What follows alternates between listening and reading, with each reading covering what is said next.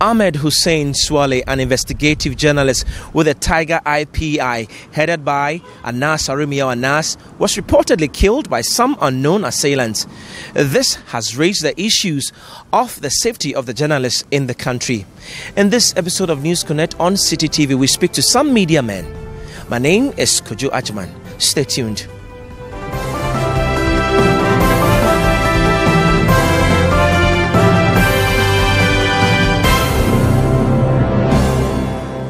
All right, so we don't know how you're taking this, but we know you are grieving, and this is the fourth time such an incident has happened.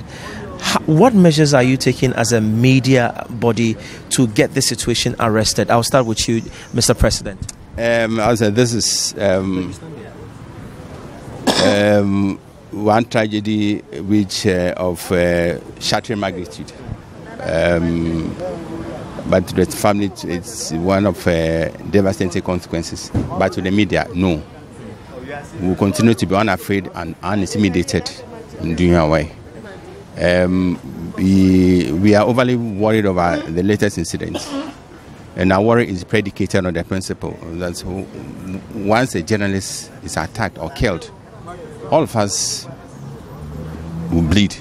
So as you speak, we are bleeding profusely over the latest murder, and the only way to stanch the blood flow is for the law and order community, for the authorities to act with urgent promptitude to ensure that we arrive at the bottom of this matter and the perpetrators are dealt with. We've asked the head of state, His Excellency Nakufado, to take personal interest in this matter. I believe he can push those under him, the IGP, the investigators, all of them. He can push them. He can pile up pressure on them to ensure that this will not add up to the litany of other cases which were condemned, and they ended at the condemnation level. The International Federation of Journalists has expressed interest in this matter.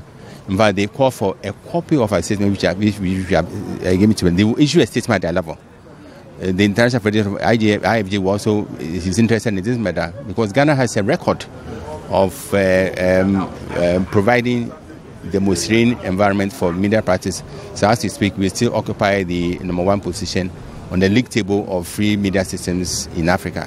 Globally, we are 23, which is an enviable position. I'll come back to you. So, you are the NMC chair. How did you receive the sudden death of one of your own, adding up to the numbers? Yeah, very, very shocking.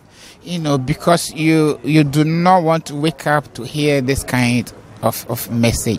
And more important, as I have indicated, our constitution is very, very clear that media freedom is in addition to the general freedoms exercised and enjoyed by other Ghanaians. So for media people in this country, they are a very, very privileged group because their rights are more enhanced than ordinary people.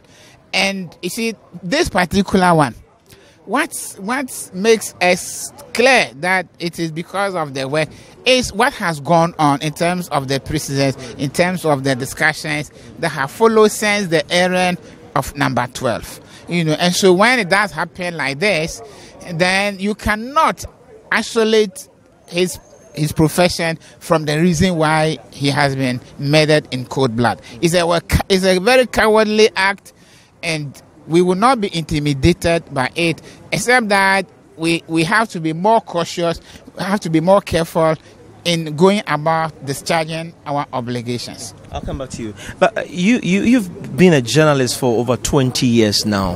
What do you want to be done to make you feel safe as a journalist, looking at some of these developments? Yeah, I thank you very much. I think, as my senior said earlier, the Constitution, the 1992 Constitution, specifically Chapter 12, provides for the freedoms and independence of the media. And constitutional history tells me that this is the only constitution we've had among the four others that devotes a whole chapter to human rights, media freedoms. And so it tells you the thinking of the framers of the Constitution that went into those provisions there. It's very sad, and we totally condemn the act. We do not feel safe now, seriously. Just last year, Ghana was ranked the first, as in terms of press freedom. And some months later, here we are. And this is the 4th time that we have recorded this. And it's very sad for us. Our safety currently is being compromised. Are you safe as a journalist? Are you free about your duties? So this issue awakened some sort of fear in me as a young journalist. It brings about the threat that comes with the job. Now you begin to question, okay, should I pursue the career further, or I should just drop it? And I think we aren't safe. We aren't safe at all. Your colleagues are saying they are not safe, and this is the time where journalists need to be serious. What do you want specifically to be done about some of these things? This is the 4th one is happening in the country. Right. Let me just say that I convene the Alliance for Women in Media, and our key object is to ensure that we are encouraging more women to enter the media and stay in the media. So for us, we were very, very sad about this very gruesome murder of a colleague. It erodes the gains we want to make, especially speaking from women in media front, because we're encouraging women to stay. And when these things happen, especially investigative journalism, you wouldn't find a lot of women interested at all in investigative journalism. And so if we wake up to these reports, you can imagine it means we are going to roll back the gains we make, we have made so far in terms of the numbers that are staying in the media and hoping to rise in the media. So this is not for a country that's speaks about its democratic credentials and saying that it's proud of the media landscape. It's a liberal environment, plural media. But if these things continue to happen, I think one is one too many. And as the GJA has said, the president must take this thing up because the image of the country is at stake. We are now talking about assassination of journalists, whether it is in the line of their duty.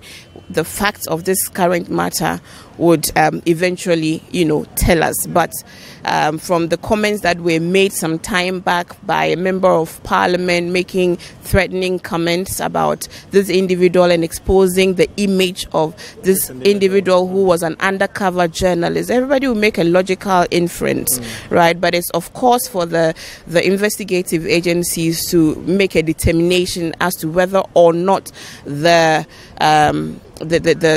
remarks of the particular honorable MP is what has led to the assassination or murder of this individual and what he could be called by law to answer to. So, the GJA needs to mobilize all media development institutions. All journalists have to come on board. I think this is a time for us to really step up and make some concrete demands. The media is a powerful tool for good and evil. We shouldn't be seen using it or allowing others to use this same powerful tool to perpetuate evil. And we should reclaim the power of the media to tell edifying stories and to hold people to account.